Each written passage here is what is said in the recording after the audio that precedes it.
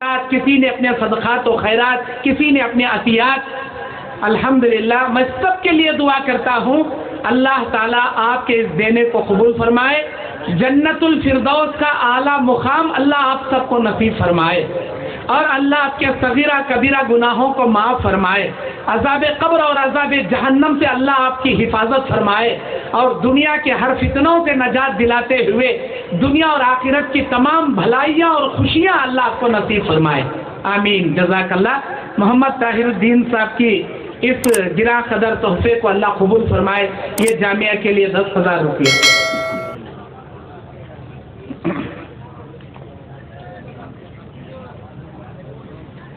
ان الحمد للہ حمدا کثیرا طیبا مبارکا فیہ. الحمد للہ رب العالمین والعاقبۃ للمتقین والصلاة والسلام علی اشرف الانبیاء والمرسلین وعلی آلہ واصحابہ واہل بیتہ اجمعین برحمتک یا ارحم الراحمین. اعوذ باللہ من الشیطان الرجیم. بسم اللہ الرحمن الرحیم.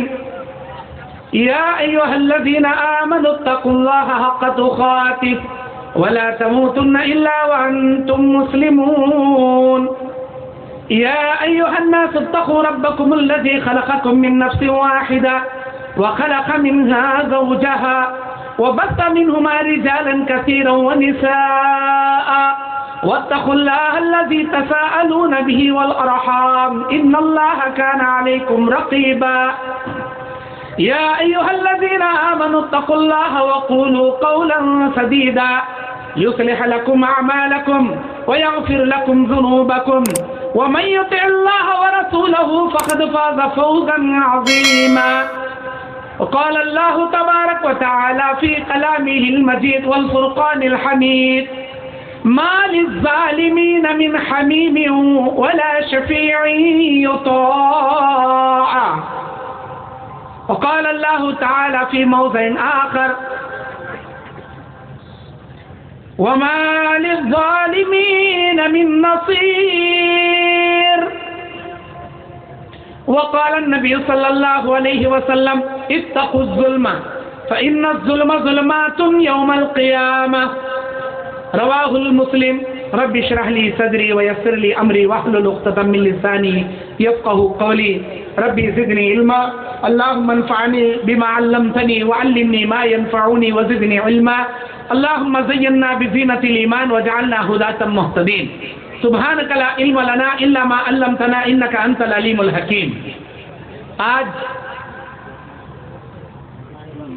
جھارکھنڈ کی سرزمین میں گڈا ضلع جو للمٹیا اور نیما کلا کے اس قصبے اور گاؤں میں جامعہ نور الہدی السلفیہ و ختیجہ بنت خویلد للبنات کے تقریباً 41ویں سالانہ جلسے میں میں آپ کا بھائی محمد یعقوب جامعی دائی و مبلغ کرناٹک آپ کے سامنے ظلم و زیادتی کی مذمت اور مظلوم کی بددعا اس عنوان پر قرآن اور حدیث کی روشنی میں لبکشائی کرنے کھڑا ہوں.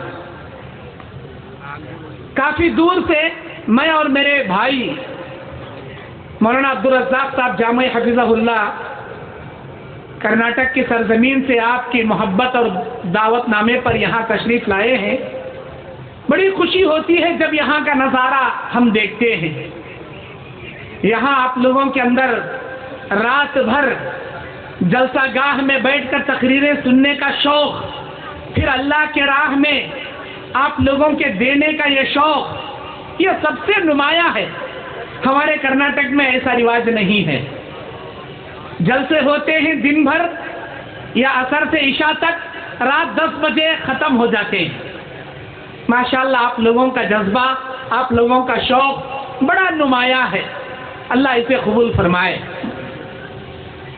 میرے دینی اور اسلامی بھائیوں، جس عنوان کو لے کر میں آپ کے سامنے کھڑا ہوں وہ ظلم و زیادتی کا ہے. اللہ تبارک و تعالی ظلم کو اپنے اوپر بھی حرام کرتے ہوئے بندوں کے لیے حرام کرتا ہے.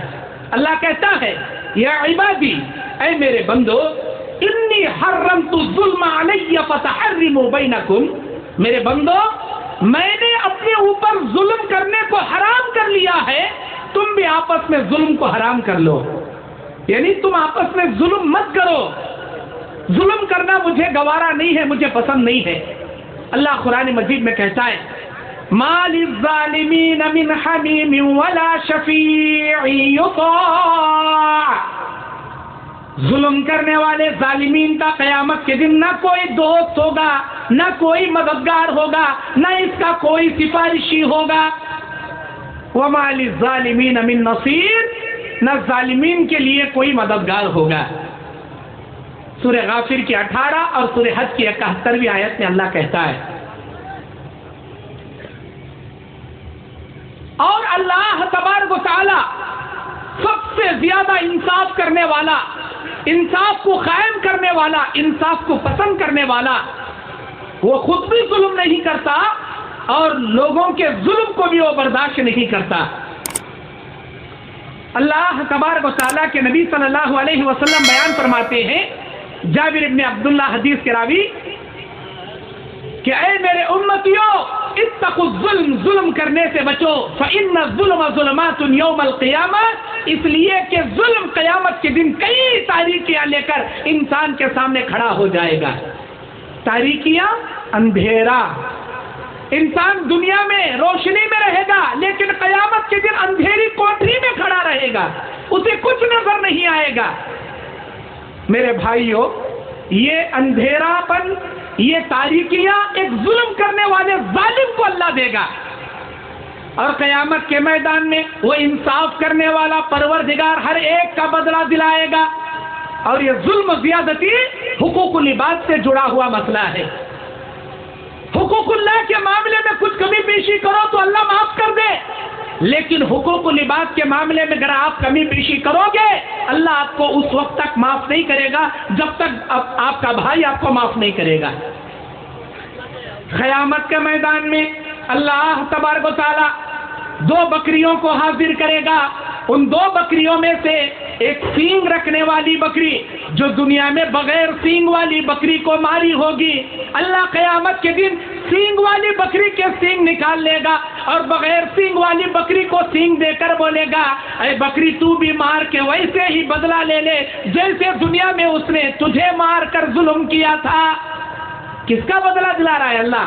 ایک بکری کا، ایک بکری کا.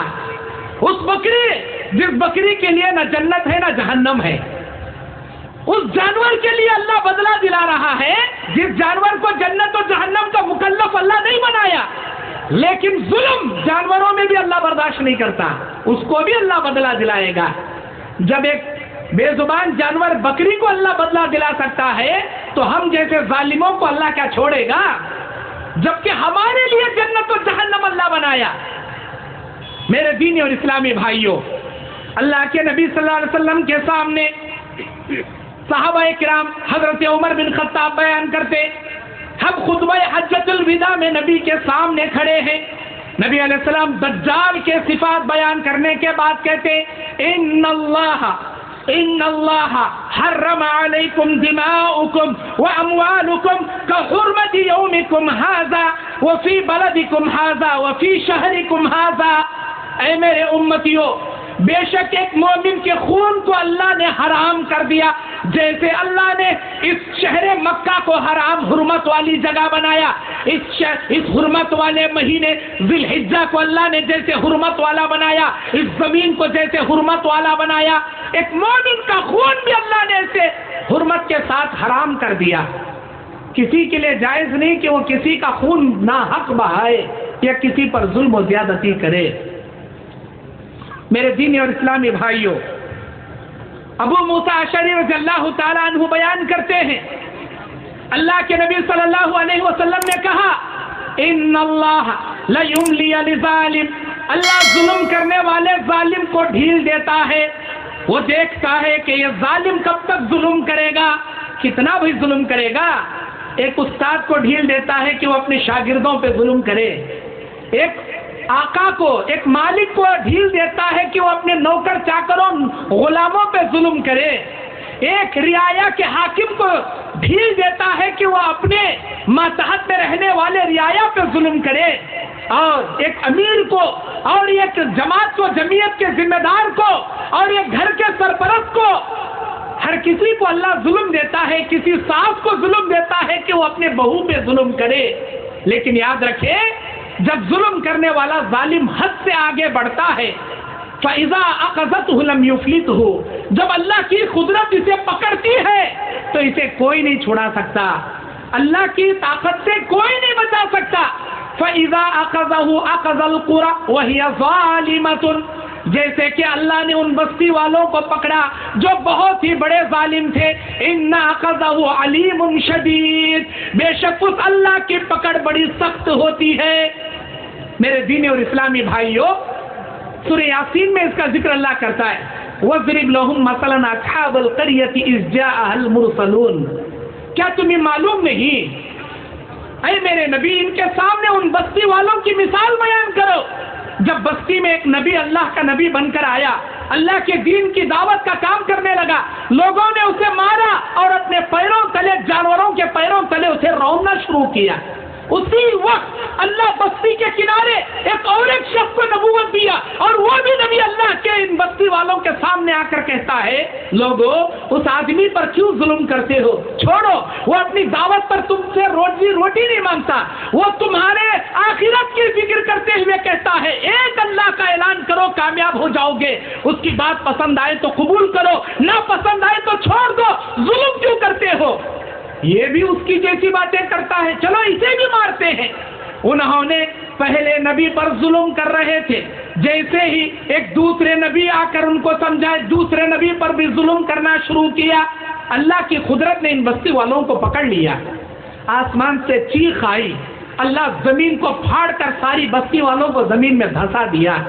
میرے بھائیوں، کسی بھی ظالم کے ظلم کو اللہ ایک حد تک برداشت کرتا ہے، ڈھیل دیتا ہے، جب وہ حد سے آگے بڑھتا ہے اللہ کی قدرت اسے پکڑ لیتی ہے۔ آج ہم طاقتور ہیں، ہم اپنے کمزوروں پر ظلم کر رہے ہیں، یہ نہ سمجھے کہ ہم طاقتور ہیں، ہر طاقتور سے بڑا ایک طاقتور کو اللہ اسی دنیا میں پیدا کیا، اور ساری دنیا پر ظلم کرنے والے ظالم حاکم یا مالک یا بادشاہ، ظالم بادشاہ کے لیے ساری دنیا کی طاقت سے بڑھ کر اللہ عز و جل کی طاقت ہے۔ لا حول ولا قوت الا باللہ، اللہ عز و جل کی طاقت کے سامنے کسی کی طاقت کام نہیں کرتی، وہ سارے طاقتوں سے سب سے بڑی قوت رکھنے والا ہے، سارے دنیا والوں پر سب سے بڑی قدرت رکھنے والا قادر مطلق ہے۔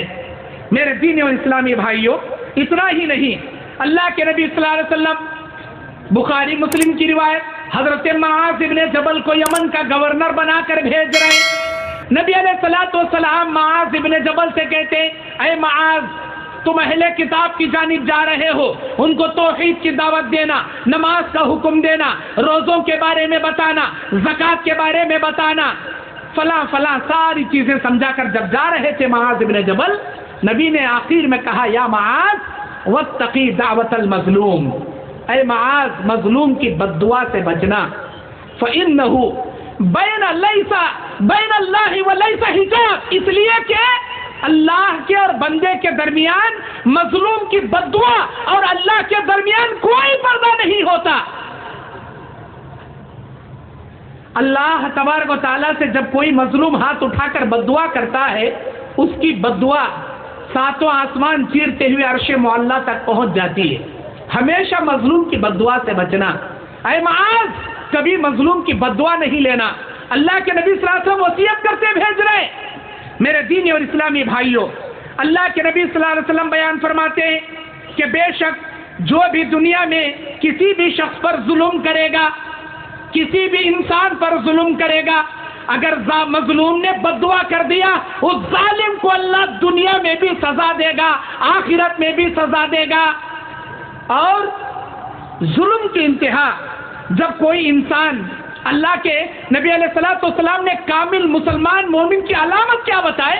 المسلم من سلم المسلمون من لسانه ويده۔ ایک کامل مسلمان، ایک مومن کی علامت یہ ہے اس کی زبان اور اس کے ہاتھوں سے دوسروں کو کوئی تکلیف نہ پہنچے، ہر تکلیف سے ہمارے اڑوس پڑوس محفوظ رہے، ہمارے زبان و حرکات و سکنات، ہمارے ہاتھ پیر کی شرارتوں سے امت مسلمہ محفوظ رہے۔ یہ کامل مسلمان کی علامت ہے۔ میرے دینی اور اسلامی بھائیوں، اتنا ہی نہیں، جو شخص اللہ کے نبی کہتے ہیں اللہ کی قسم کھا کر جھوٹا تجارت کرتا ہے، جھوٹی کاروبار کرتا ہے، کسی چیز کو بیچتا ہے، اللہ تبارک و تعالیٰ اس پر جنت کو حرام کر دیا۔ اور اگر کوئی شخص ایک پیلو کی کاڑی کے برابر بھی کوئی چیز جھوٹی قسم کھا کر بیچتا ہے، اللہ تبارک و تعالیٰ اس کے عوض بھی سے قیامت کے دن پکڑے گا۔ میرے دینی اور اسلامی بھائیوں، ظلم بڑی بھیانک چیز ہے، کسی پر ظلم نہ کیا کرو۔ اللہ کے نبی کہتے ہیں اگر دنیا میں کسی 10 آدمیوں کا حاکم کسی کو بنایا گیا، 10 آدمیوں کا ذمہ دار کسی کو بنایا گیا، اگر اس نے ان کی ذمہ داری ادا نہیں کی اور ان کی امانت میں خیانت کیا، ایک سوئی بھی ان کی امانت میں خیانت کر کے اپنے پاس رکھ لیا، تو قیامت کے دن وہ سوئی لے کر وہ اللہ کے دربار میں آئے گا۔ یہ سننا تھا، بعض صحابہ اٹھ کر کھڑے ہوئے اور اپنے عہدوں سے استعفیٰ دے دیے۔ اے اللہ کے نبی، ہم کو نہیں چاہیے یہ عہدہ۔ آج ہم عہدہ مانگ کر لیتے ہیں کہ مجھے بڑا بناؤ، مجھے امیر بناؤ، مجھے متولی بناؤ، مجھے خازن بناؤ۔ میرے بھائیوں، ذمہ داری بہت بڑی چیز ہوتی ہے، امانت میں خیانت ظلم ہے۔ بخاری کی حدیث، ایک لڑکا تھا جس کا نام کرکزا تھا، وہ نبی کے خیمے گاڑا کرتا تھا، اچانک ایک تیر جنگ میں سے لگی اور وہ مر گیا۔ صحابہ کہنے لگے یہ تو جنتی ہے، نبی کے خیمے ڈالنے والا۔ نبی نے بیان فرمایا کہ تم نے کس گرا کے بارے میں کیسے کہا کہ یہ جنتی ہے؟ میں اس کو ایک مال غنیمت کی چادر تقسیم ہونے سے پہلے جو اس سے چرا لی تھی، اس چادر کے بدلے میں اسے میں جہنم کی آگ میں دیکھ رہا ہوں۔ امانت میں خیانت ظلم ہے۔ میرے دینی اور اسلامی بھائیوں، اتنا ہی نہیں، اللہ کے نبی صلی اللہ علیہ وسلم بیان فرماتے ہیں اتدرون ما المفلس، اے میرے امتیوں، کیا تمہیں معلوم ہے کہ قیامت کا مفلس کون ہے؟ اے اللہ کے نبی، مفلس تو وہ ہے جس کے پاس کھانے کے لیے کھانا نہ ہو، پہننے کے لیے کپڑے نہ ہو، رہنے کے لیے گھر نہ ہو۔ نبی نے کہا نہیں، قیامت کے دن نیکیوں کے انبار لے کر آئے گا، نیکیوں کے پہاڑ لے کر آئے گا، لیکن کسی پر ظلم کیا ہوگا، کسی کو مارا ہوگا، کسی کو گالی دیا ہوگا، کسی کا مال چھینا ہوگا، قیامت کے دن اللہ عز و جل کے دربار میں، میزان الہیہ میں، اس کے اللہ کے ترازو میں اس کی نیکی اور بدی تولے جانے سے پہلے مظلوم آ کر شکایت کریں گے، اللہ ہمارے ظلم کا بدلہ دلا۔ اللہ کہے گا کیا بھائی تو نے ان پر ظلم کیا؟ اے میرے بندے، تو نے ان کا حق مارا، تو نے ان کے ساتھ نہ حق تلفی کی، ظلم و زیادتی کیا، دے ان کا حق دے۔ لا دینار ولا درہم، وہاں نہ کوئی دینار لے کر آئے گا نہ درہم۔ کیا ہوگا؟ اللہ تعالیٰ نیکیاں اٹھا کر دے دے گا، ساری نیکیاں ختم ہو جائیں گی لیکن مظلوم ختم نہیں ہوں گے۔ کسی کی عزت لوٹا تھا، کسی کی امانت میں خیانت کیا تھا، کسی کا قرضہ لے کر ڈبا دیا تھا، کسی کی پراپرٹی پہ ناحق قبضہ جما لیا تھا، کسی کی زمین ہڑپ لیا تھا، استغفر اللہ، ان تمام ظلم کا بدلہ نیکیاں دے کر نیکیاں خالی ہو جائیں گی۔ اللہ مظلومین کے گناہ لے کر اس ظالم کے سر پر تھوپ دے گا، جتنے نیکیوں کے پہاڑ لایا تھا اتنے گناہوں کے پہاڑ میں تبدیل ہو جائیں گے۔ اللہ سے کہے گا اللہ مجھے بچا لے، اللہ مجھے معاف کر دے۔ اللہ کیا کہے گا؟ میرے معاملے میں کمی بیشی کرتا، میں تجھے معاف کرتا، لیکن یہ تو حقوق العباد کا مسئلہ ہے۔ اللہ تعالیٰ اس بھکاری کو، اس فقیر کو، اس مفلس کو جو نیکیوں کے انبار لایا تھا، ظلم کرنے کی وجہ سے ساری نیکیاں خالی ہو گئی، گناہوں کے پہاڑ لے کر شرمندگی کے ساتھ جہنم میں جائے گا۔ قیامت کے دن مفلس بننے سے بہتر ہے دنیا میں اگر تم نے کسی پر ظلم و زیادتی کی ہو تو جا کر اپنی موت سے پہلے معافی مانگ لو۔ کسی کو گالی دیا ہے، معافی مانگ لو۔ کسی پر آپ نے برا بھلا کہا ہے، معافی مانگ لو۔ اب بھی وقت ہے، آپ کہو گے مولانا ہم کیسے معافی مانگے، ہم تو بڑے گریڈ والے، ہم تو بڑے خاندان والے، ہم اپنے نوکر چاکروں سے کیسے معافی مانگے؟ ارے کچھ بھی فرق نہیں ہوگا جی، یہ دنیا کی عزت بڑی نہیں ہے، آخرت کی عزت سب سے بڑی ہے۔ یہ دنیا کی ذلت بڑی نہیں ہے، آخرت کی ذلت سب سے بڑی ہے۔ کوشش یہ کرے کہ قیامت کے دن اللہ آپ کو عزت دے، قیامت کی ذلت سے اللہ آپ کو بچا لے، یہ کوشش کریں۔ خطبہ حجۃ الوداع میں اللہ کے نبی صلی اللہ علیہ وسلم اپنی امتیوں کے سامنے اللہ کے دین کو، پیغام کو پیش کرنے کے بعد سوال کرتے ہیں، اے میرے امتیوں، میں نے اللہ کے پیغام کو امانت داری سے تم تک پہنچا دیا، کیا تم اس بات کی گواہی اللہ کے دربار میں دو گے؟ ہاں اللہ کے نبی، ہم گواہی دیں گے، آپ بے شک اللہ کے پیغام کو ہم تک پہنچا دیے۔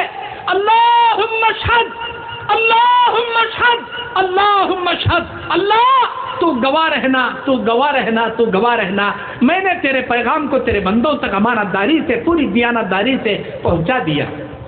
اس کے بعد نبی علیہ الصلوۃ والسلام کہتے ہیں، میرے امتیوں، دین آج مکمل ہو گیا، دو چیزیں چھوڑے جا رہا ہوں، قرآن اور حدیث، تھامے رہو گے، کبھی دنیا میں گمراہ نہیں ہوگے، اس دین میں ذرہ برابر بھی اضافہ نہیں کرنا، اس دین میں ذرہ برابر بھی کمی پیشی نہیں کرنا، جو کمی پیشی یا زیادتی کرے گا وہ قیامت کے دن حوض کوثر سے محروم کر دیا جائے گا، اور تم میں سے جو حاضر ہیں وہ غائب تک میرے دین کو پہنچا دیں۔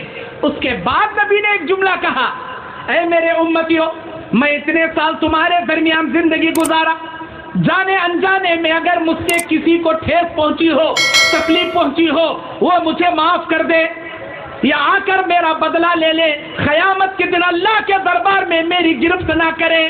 کون کہہ رہے ہیں؟ کائنات کے پیغمبر رحمت للعالمین کہہ رہے ہیں۔ اللہ اکبر!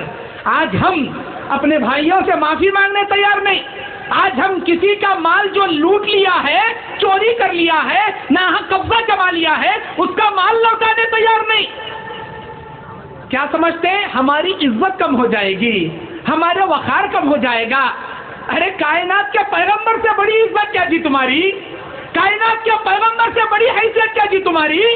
اللہ اکبر! نبی امت کے سامنے معافی مانگ رہے ہیں، اے میرے امتیوں، اگر مجھ سے کسی کو تکلیف پہنچی ہو معاف کر دے، بدلہ لینا چاہے یہاں آ کر بدلہ لے لے، اللہ کے دربار میں مجھے نہ پکڑے۔ سارے صحابہ اشک بار ہیں، آنکھیں اشک بار ہیں۔ ایک صحابی اٹھے، عبداللہ ابن عتیق ان کا نام، وہ بولے اللہ کے نبی آپ نے ایک مرتبہ مجھے مارا تھا، میں بھی آپ کو مار کے بدلہ لوں گا۔ اللہ اکبر! حضرت عمر بن خطاب بولے اللہ کے نبی یہ تو منافق لگتا ہے، آپ اجازت دیجیے میں اپنی تلوار سے اس کی گردن اڑا دوں گا۔ نبی نے کہا نہیں، اسے آنے دیجیے۔ اسے بلایا گیا، نبی نے اس کے ہاتھ میں کوڑا دیا، یہ لے بھائی مجھے مار لو، میں نے کب آپ پر مارا تھا مجھے تو یاد نہیں، مار لیجیے۔ اے اللہ کے نبی انصاف کیجیے، آپ انصاف نہیں کریں گے تو کون کرے گا؟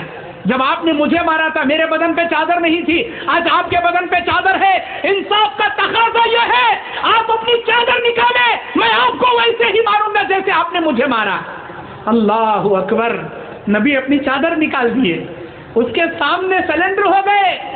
اللہ کے نبی صلی اللہ علیہ وسلم کو مارنے کے لیے کوڑا اپنے ہاتھ میں لے کر اونچا کرتے ہیں، ہاتھ کانپنے لگتا ہے، ہاتھ سے کوڑا نیچے گر جاتا ہے، وہ نبی سے چمٹ جاتے ہیں، گردن کے نیچے مہر نبوت کو چومنے لگتے ہیں اور کہتے ہیں فدا کا ابی و امی یا رسول اللہ، اے اللہ کے نبی میرے ماں باپ آپ پر قربان، آپ نے مجھے کبھی نہیں مارا، غزوہ احد میں صفارا کے درمیان اپنی چھڑی سے مجھے پیچھے ڈھکیلا تھا، مجھے تکلیف ضرور ہوئی تھی، اسی کو میں نے بہانہ بنایا، میں نے آپ کی زبانی حدیث سنی تھی، جو ایمان کی حالت میں مہر نبوت کو دیکھ لے گا اللہ کی جہنم کی آگ اسے نہیں چھوئے گی۔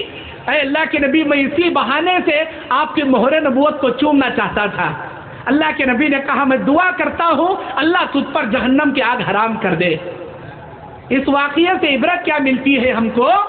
کائنات کے پیغمبر عوام الناس کے سامنے، امت محمدیہ کے سامنے ایک معافی مانگ سکتے ہیں، جبکہ وہ کسی پر ظلم نہیں کرنے والے، ہر کسی پر رحم کرنے والے، ظالموں سے ظلم لے کر، دشمنوں سے مار کھا کر، بد دعا دیے بنا دعائیں دینے والے۔ اللہ اکبر! ایسے رحمت للعالمین اپنی عام امت کے سامنے معافی مانگ سکتے ہیں تو ہم کیوں نہیں جی مانگ سکتے؟ ہم کیوں نہیں مانگ سکتے معافی؟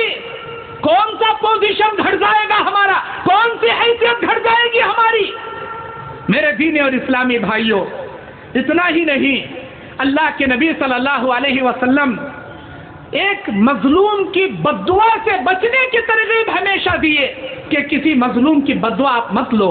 کیوں؟ ابو داؤد کی حدیث ہے، جب کوئی بددعا کرتا ہے تو اس کی بددعا آسمانوں میں جاتی ہے، دائیں دیکھتی ہے راستہ، بائیں دیکھتی ہے، آگے دیکھتی ہے، پیچھے دیکھتی ہے، چاروں طرف سے اس کے راستے بند کر دیے جاتے ہیں۔ پھر وہ بددعا اللہ کا فرشتہ لے کر چڑھتا ہے، اللہ تعالیٰ سے پوچھتا ہے، یا اللہ یہ بددعا آئی ہے، اس کے لیے چاروں طرف کے راستے بند ہیں، اب میں کیا کروں؟ اللہ تعالیٰ کہتا ہے کس کے لیے بددعا کی گئی ہے؟ یا اللہ فلاں کے لیے بددعا کی گئی ہے، کیا وہ اس بددعا کا حقدار ہے؟ یا اللہ اس کا فیصلہ تو بہتر کر سکتا ہے، تو ہی زیادہ جانتا ہے کیا وہ اس بددعا کا حقدار ہے یا نہیں ہے۔ اللہ کہتا ہے ہاں وہ اس کی بددعا کا حقدار ہے، جاؤ یہ بددعا اس کے اوپر اتار دو، اتار دی جاتی ہے۔ اگر وہ اس کی بددعا کا حقدار نہیں ہے تو اللہ فیصلہ کرتا ہے کہ اس نے ناحق اس کے لیے بددعا کہا ہے، فلاں پر بددعا نہ نازل کی جائے۔ یا اللہ تیرا فیصلہ کیا ہے، اب کیا کیا جائے؟ اللہ کہے گا جس نے بددعا دیا ہے یہ بددعا کے کلمات اسی پر الٹا منہ پر مار دیے جائیں، وہ بددعا اسی کے اوپر لوٹ جاتی ہے۔ اسی لیے میرے بھائیوں، کسی پر بددعا کرنے سے پہلے خوب سوچ سمجھ کر بددعا کے کلمات استعمال کیا کرو، بلا سوچے سمجھے بددعا نہ دیا کرو۔ اور خاص کر میں میری مائیں بہنوں سے گزارش کرنا چاہوں گا کہ وہ اپنے بچوں کو بات نہ سننے پر بددعا کے کلمات کہتی ہیں، تو ہلاک ہو جا، تو برباد ہو جا، میری بات نہیں سنتا، راشن نہیں لاتا، فلاں بازار سے فلاں ترکاری نہیں لاتا، میری بات نہیں سنتا، تو ہلاک ہو جا، تو برباد ہو جا۔ ہمارے کرناٹک میں اچھے خاصے بددعائی کلمات بولتی ہے، تیرا منڈا مجھ کو ڈنڈا ٹوٹو، کئی گرے سنتا نہیں ہمارے بات آگا، ادھر کی بھاشا ہے۔ اب آپ کو نہیں معلوم وہ منڈا کیا وہ ڈنڈا کیا، اگر آپ کو نہیں معلوم۔ مائی بہنیں اپنے بچوں کو ڈانٹتے وقت بددعائی کلمات نہ کہیں، کیونکہ والدین کی دعائیں اپنے بچوں کے حق میں اللہ بہت جلد قبول کر لیتا ہے۔ میری مائیں بہنیں، آپ کو معلوم امام بخاری رحمت اللہ علیہ کون؟ سید المحدثین، سارے محدثین کے سردار امام بخاری رحمت اللہ علیہ، محمد ابن اسماعیل جب پیدا ہوئے تھے ان کی آنکھیں تھی لیکن ان کی آنکھوں میں بصارت نہیں تھی، یہ اندھے تھے۔ ان کی والدہ نے رات بھر اللہ سے دعائیں کرتی تھی، یا اللہ میرے بچے کی بصارت لوٹا تاکہ یہ دین کی خدمت کر سکے۔ ان کی والدہ کی دعا کی بدولت اللہ نے امام بخاری رحمت اللہ علیہ کی آنکھوں کی بصارت لوٹا دی۔ یہ ماؤں کی دعاؤں کا نتیجہ ہوتا ہے۔ اور آپ کو یہ بات معلوم، شیخ عبد الرحمن السدیس امام کعبہ اس وقت کے تمام کعبے کے اماموں میں وہ سب سے سینئر امام ہیں، اور سب سے بہت ہی زیادہ سینئر امام شیخ عبد الرحمن السدیس، دنیا کے کون آدمی ان کو نہیں جانتے، سب جانتے ہیں۔ وہ خود اپنی زندگی کا واقعہ ایک خطبہ جمعہ میں روتے روتے بیان کرتے ہیں کہ میں بچپن میں چھوٹا تھا، میرے گھر میں ایک مرتبہ مہمان آ گئے اور میں اتنا شریر تھا، میری ماں غربت کے عالم میں مہمانوں کے آنے پر بڑی مشکل سے گوشت کا سالن میری ماں نے بنایا، اور میں اتنا شریر تھا، باہر سے پسو بھر مٹی لایا اور گوشت کے سالن میں مٹی ڈال دیا۔ اگر ہمارے کرناٹک کی اماں رہتی تو، اب جھارکھنڈ کی اماں کیا کرتی تھی مجھے نہیں معلوم، ہمارے کرناٹک کی اماں رہتی تو ہو گیا، اس کا منڈا مجھ کو ڈنڈا توڑ ڈالتی تھی۔ ابھی کیا کیا نہیں کرتی تھی۔ امام شیخ عبد الرحمن السدیس کہتے ہیں میں نے اتنی بڑی شرارت کر دی کہ اس سالن میں مٹی ملا دیا، وہ سالن کھانے کے قابل نہ رہا، تو میری ماں کہتی ہے چل اللہ تجھے کعبے کا امام بنا دے، یہاں سے چل اللہ تجھے کعبے کا امام بنائے۔ پتہ نہیں وہ کون سی گھڑی تھی جس میں میرے اللہ نے اس دعا کو قبول کر لیا، اور آج اگر میں کعبے کا امام ہوں تو صرف اور صرف میری ماں کی دعا کی بدولت ہے کہ آج میں اس کعبے کا امام ہوں۔ میری مائیں بہنیں اپنے بچوں کو ڈانٹتے وقت اصلحک اللہ یا ہداک اللہ کے جملے استعمال کریں۔ اصلحک اللہ، اللہ تیرے معاملے کو درست فرمائے، ہداک اللہ، اللہ تجھے نیک ہدایت عطا فرمائے، اس جملوں سے آپ ڈانٹیں، آپ کی ڈانٹ بھی ہو جائے گی، آپ کی دعا سے آپ کے بچوں کی اصلاح بھی ہو جائے گی۔ کبھی والدین اپنے بچوں کو بددعا دینے میں پہل نہ کریں۔ میرے دینی اور اسلامی بھائیوں، اللہ کے نبی صلی اللہ علیہ وسلم کی دو بیٹیاں ام کلثوم رقیہ کا ابو لہب کے دو بیٹے عتبہ عتیبہ سے شادی کرنا طے پایا تھا، رشتہ طے پایا تھا۔ جب نبی نے نبوت کا اعلان کیا، ابو لہب اپنے دو بچوں سے کہتا ہے، میرے بچوں، محمد کی دو بیٹیوں سے رشتہ کٹ کر دو جو تمہارے ساتھ عقد ہونا طے پایا ہے۔ عتبہ گیا، کہتا ہے، اے محمد صلی اللہ علیہ وسلم، میں تمہاری بیٹی سے اپنا رشتہ کٹ کرتا ہوں۔ عتیبہ گیا اور نبی صلی اللہ علیہ وسلم سے رشتہ کٹ کرنے کے بعد تھوکا اس نے۔ اللہ کی غیرت کہاں برداشت کرے، اس مردود کا تھوک میرے نبی مطہر کے چہرے پر پڑے، وہ کنارے جا کر پڑا۔ لیکن اللہ کے نبی کو غصہ آیا، نبی علیہ الصلوۃ والسلام کی زبان سے نکلا، اللہم سلط علیہ کلبا من کلابک، اللہ تیرے کتوں میں سے کتے کو اس پر مسلط کر دے۔ اللہ اکبر۔ پھر کیا تھا؟ ابو لہب کو پتا چلا میرے بیٹے نے یہ حرکت کی، محمد نے بددعا کر دی۔ ہمیشہ ہر جگہ اپنے بیٹی کی حفاظت کرتا تھا۔ ارے جسے اللہ زمین کی صفحہ ہستی سے مٹانا چاہے، ساری کائنات مل کر اس کی حفاظت کرے، تب بھی اس کی حفاظت نہیں ہو سکتی، کیونکہ وہ اللہ کی ذات اگر اس سے عبرت کا نشان بنانا چاہے، کون اس کی حفاظت کر سکتا ہے؟ میرے دینی اور اسلامی بھائیوں، ایک جنگل کو جاتے وقت جنگل کے کنارے پر پڑاؤ ڈالا گیا، عتیبہ کو بیچ میں سلایا گیا، آزو بازو سامان رکھ کر اس کے آزو بازو قافلے کو سلایا گیا۔ رات میں جنگل سے شیر آیا، چھلانگ لگا کر سیدھا عتیبہ کے چیچڑے اڑا کر وہاں سے نکل گیا۔ میرے دینی اور اسلامی بھائیوں، اللہ کے نبی صلی اللہ علیہ وسلم جب کبھی بھی کسی کو بددعا کے کلمات استعمال کیے ہیں، دنیا سے عبرت کا نمونہ اور نشان اللہ نے ان کو بنا دیا ہے۔ کبھی کسی پر ظلم نہ کرے، کبھی کسی کی دل کی بددعا نہ لے۔ حضرت سعد ابن ابی وقاص کون ہے؟ یہ عشرہ مبشرہ صحابی، اللہ کے نبی صلی اللہ علیہ وسلم کے ساتھ ہر غزوے میں شریک رہنے والے۔ فتح مکہ کے دن 3 علم نبی نے دیے، اس میں سے سعد ابن ابی وقاص کو ایک علم دیا۔ سعد ابن ابی وقاص کو حضرت عمر بن خطاب کے دور خلافت میں ملک شام کا گورنر ان کو بنایا گیا، اور وہاں لوگوں نے شکایت کی کہ یہ صحیح نماز نہیں پڑھاتے۔ جب عمر بن خطاب نے ان کو بلا بھیجا تو پوچھا کہ بھئی آپ صحیح نماز نہیں پڑھاتے؟ تو سعد بن ابی وقاص نے کہا، میں ان کو نبی کی نماز پڑھاتا ہوں، اور کیسی نماز پڑھاؤں؟ مجھے یہی امید تھی، تم نے صحیح کہا۔ پھر تحقیق کے لیے عمر بن خطاب نے ایک آدمی کو روانہ کیا، تو سارے لوگ ان کے بارے میں اچھا تصور دیے، لیکن ایک شخص اسامہ بن قتادہ ان کے بارے میں کہتا ہے کہ یہ لوگوں میں مال صحیح تقسیم نہیں کرتے، لوگوں میں انصاف نہیں کرتے، ڈھنگ سے نماز نہیں پڑھاتے، جنگوں میں شریک نہیں ہوتے۔ جب سعد بن ابی وقاص کو پتا چلا تو انہوں نے بددعا کی، یا اللہ اگر یہ شخص ریاکاری کے لیے، دکھاوے کے لیے لوگوں کے سامنے کھڑا ہے تو یا اللہ میں بددعا کرتا ہوں، اسے لمبی عمر عطا فرما، اسے زمین کے فتنوں میں ملوث کر دے، اور اسے زمین میں ٹھوکریں دلا کر اس کا قتل کرا دے۔ اللہ اکبر۔ سعد بن ابی وقاص کی بددعا اسے لگ گئی، بہت لمبی عمر جیا، وہ لڑکیوں کو چھیڑتا تھا، لڑکیاں جوتیاں لے کے مارتے تھے، اور وہ کہتا تھا مجھے سعد کی بددعا لگ گئی۔ بخاری کا اور ایک واقعہ ہے سعید بن زید رضی اللہ تعالیٰ عنہ کا۔ مدینے میں مروان بن حکم کے پاس ایک عروہ نامی عورت، عروہ بن ثابت نامی عورت مقدمہ دائر کرتی ہے کہ سعید بن زید نے میرے زمین پر قبضہ جما لیا ہے۔ سعید بن زید کو بلایا گیا۔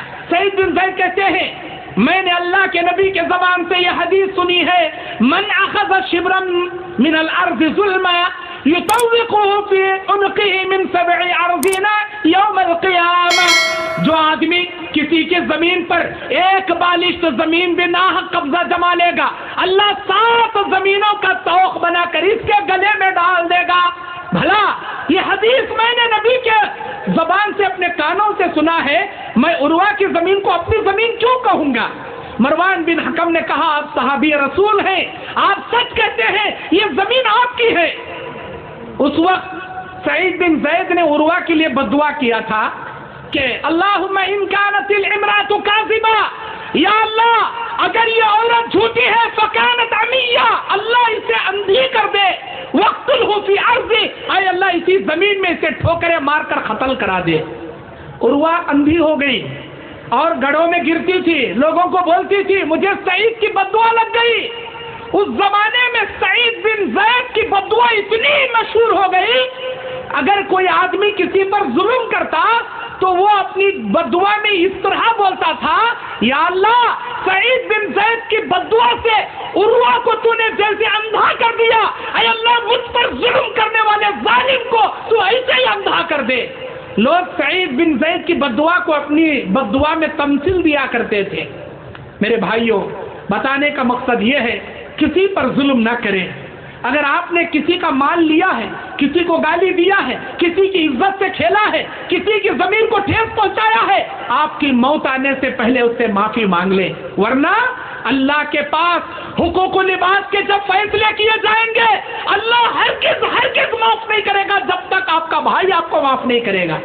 بس میں اسی پر بات ختم کرتے ہوئے اللہ سے دعا کرتا ہوں، الہ العالمین ہم تمام کو حقوق اللہ کے معاملے میں بھی کما حقہ تیری عبادت بجا لانے کی توفیق عطا فرما، حقوق العباد کے معاملے میں ہر ایک کے حقوق ادا کرنے کی ہمیں توفیق عطا فرما۔ اے اللہ ہمارے سر پر جن جن لوگوں کا قرضہ ہے یا جن جن لوگوں کی امانتیں ہیں، اے اللہ ان قرضے کو، ان امانتوں کو ادا کرنے کی توفیق عطا فرما۔ اے اللہ ریاکاری سے ہماری حفاظت فرما، اخلاص و للہیت کے لیے جینے کی توفیق عطا فرما۔ اے اللہ آج اس عظیم الشان اجلاس کو جس نیک مقصد سے قائم کیا گیا ہے، اے اللہ اس اجلاس کے قائم کرنے والوں کو دنیا اور آخرت میں اجر عظیم عطا فرما۔ اے اللہ یہاں جاگنے والے تمام بھائیوں، تمام بہنوں کی اے اللہ ان کی بال بال مغفرت فرما، کروٹ کروٹ ان کی موت کے بعد جنت عطا فرما۔ اے اللہ اس نیما کلا کے جامعہ نور الہدی سلفیہ اور کلیہ خدیجہ بنت خویلد للبنات کو اے اللہ دن دگنی رات چگنی ترقی عطا فرما۔ اے اللہ اس ادارے کے تمام ضروریات کو تیری غیبی امور سے پورا فرما۔ اے اللہ جن جن بھائیوں نے آج دیا ہے اور جو بھائی بہنیں کل دے رہے ہیں، اے اللہ ان کے عطیات، صدقات، خیرات، زکات کو تو شرط قبولیت عطا فرما۔ اے اللہ ان کو اجر عظیم عطا فرما۔ اے اللہ ہمارے یہاں حاضر ہونے کو قبول فرما لے، ریاکاری تکبری سے ہمیں بچا لے۔ اے اللہ ہر کسی کے ساتھ رحم دلی سے، عاجز و انکساری سے، اخلاق حسنہ سے پیش آنے کی توفیق عطا فرما، ظلم و زیادتی سے ہماری حفاظت فرما۔ آمین وآخر دعوانا ان الحمد للہ رب العالمین۔ السلام علیکم ورحمۃ اللہ وبرکاتہ۔